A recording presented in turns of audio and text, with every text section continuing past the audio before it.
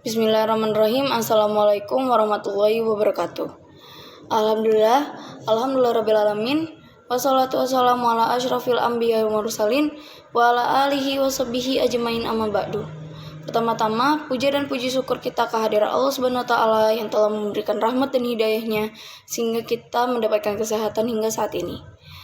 Tak lupa pula salawat dan salam kita hadiahkan kepada junjungan Nabi besar kita Nabi Muhammad SAW. Allahumma sholli wa sallim wa barik alaihi, yang telah membawa kita dari zaman kegelapan menuju zaman terang benderang seperti sekarang ini. Yang saya hormati Bapak dosen pengampu retorika dakwah, praktikum retorika dakwah, Bapak Dr. Andes Azhar MA, dan yang saya sayangi teman-teman seperjuangan sekalian. Di sini saya Tazkiyah Ramadhani Susilo dengan NIM 0101181002 akan membawakan ceramah singkat pada hari ini dengan judul Isra Mi'raj. Isra Mi'raj merupakan perjalanan Nabi Muhammad atas perintah Allah yang ditempuh dalam waktu semalam. Perjalanan ini adalah satu-satunya perjalanan dalam sejarah umat manusia menuju ke langit ketujuh dalam waktu yang amat singkat. Perjalanan dimulai dari Masjidil Haram di Mekah ke Masjidil Aqsa di Al-Quds. Kemudian dilanjutkan dengan menembus langit tertinggi hingga batas yang tidak dapat dijangkau oleh ilmu pengetahuan manusia, bahkan oleh makhluk lain seperti jin dan lainnya. Ini adalah salah satu mukjizat yang paling menakjubkan yang diterima oleh Nabi Muhammad. Inilah kisah Nabi Muhammad SAW dalam Isra Mi'raj yang diriwayatkan oleh Imam Muslim dalam Sahihnya. Dari sahabat Anas bin Malik radhiyallahu anhu, Rasulullah SAW bersabda, "Didatangkan padaku buraq, yaitu hewan putih yang panjang, lebih besar dari keledai dan lebih kecil dari bagal. Dia meletakkan telapak kakinya di ujung pandangannya." Maksudnya langkahnya sejauh pandangannya. Kemudian saya pun menunggangi sampai tiba di Baitul Maqdis. Lalu saya mengikat di tempat digunakan untuk mengikat tunggangan para nabi. Kemudian saya masuk ke masjid dan sholat 2 rakaat lalu keluar. Kemudian datang kepadaku Jibril yang membawa bejana perisai hamar dan bejana berisi hamar dan bejana berisi air susu. Saya memilih bejana yang berisi air susu. Jibril kemudian berkata, "Engkau telah memilih sesuai fitrah." Kemudian Jibril naik bersamaku ke langit pertama dan Jibril meminta dibukakan pintu. Maka ditanya kepadanya, "Siapa engkau?" Jibril menjawab, "Jibril." Dikatakan lagi, "Siapa yang bersamamu?" Dijawab, "Muhammad." "Apakah dia telah diutus?" Dia menjawab, "Dia telah diutus." Maka dibukakan bagi kami pintu langit dan saya bertemu dengan Adam. Beliau menyambutku dan mendoakan kebaikan untukku. Kemudian kami naik ke langit kedua. Maka dikatakan padanya, "Siapa engkau?" Dia menjawab, "Jibril." Ditanya lagi, "Siapa yang bersamamu?" Dijawab, "Muhammad." Ditanya lagi, "Apakah dia telah diutus?" Dia menjawab, "Telah diutus." Maka dibukakan lagi bagi kami pintu langit kedua dan saya bertemu dengan Isa bin Maryam dan Yahya bin Zakaria. Beliau berdua menyambutku dan mendoakan kebaikan untukku. Kemudian Jibril naik bersamaku ke langit ketiga dan Jibril meminta dibukakan pintu. Maka ditanya lagi, "Siapa engkau?" Dijawab, "Jibril." "Siapa yang bersamamu?" Dijawab, "Muhammad." "Apakah dia telah diutus?" Dijawab, "Dia telah diutus." Maka dibukakan bagi kami pintu langit ketiga. Saya bertemu dengan Yusuf yang telah diberi separuh dari ketampanan wajah. Beliau menyambutku dan mendoakan kebaikan untukku. Kemudian Jibril naik bersamaku ke langit keempat dan Jibril meminta dibukakan pintu. Maka ditanya, "Siapa engkau?" Dijawab Jibril. Ditanya lagi, "Siapa yang bersamamu?" Dijawab Muhammad. "Apakah dia telah diutus?" Dijawab, "Dia telah diutus." Maka dibukakan bagi kami pintu langit keempat dan saya bertemu dengan Idris. Beliau menyambutku dan mendoakan kebaikan untukku. Kemudian Jibril naik bersamaku ke langit kelima dan Jibril meminta dibukakan pintu. Ditanya lagi, "Siapa engkau?" Dijawab Jibril.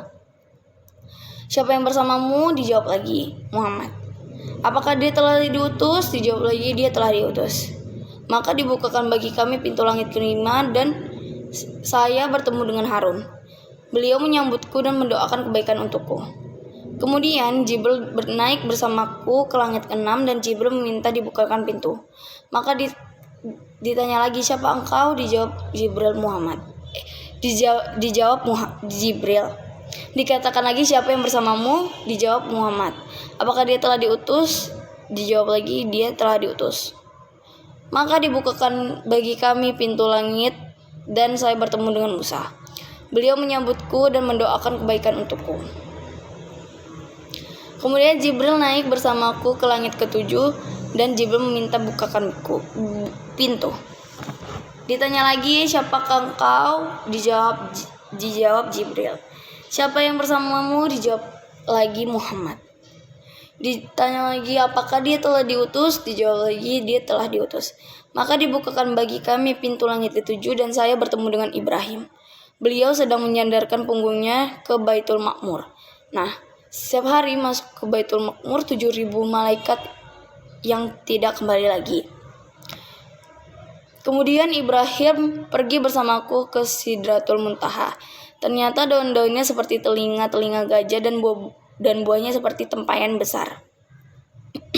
Tatkala dia diliputi oleh perintah Allah, dia pun berubah hingga tidak ada seorang pun yang dari makhluk Allah yang sanggup menggambarkan keindahannya. Lalu Allah mewahyukan padaku apa yang dia wahyukan. Allah mewajibkan padaku sholat sehari semalam. Kemudian saya turun Allah mewajibkan padaku 50 sholat sehari semalam. Kemudian saya turun menemui Musa.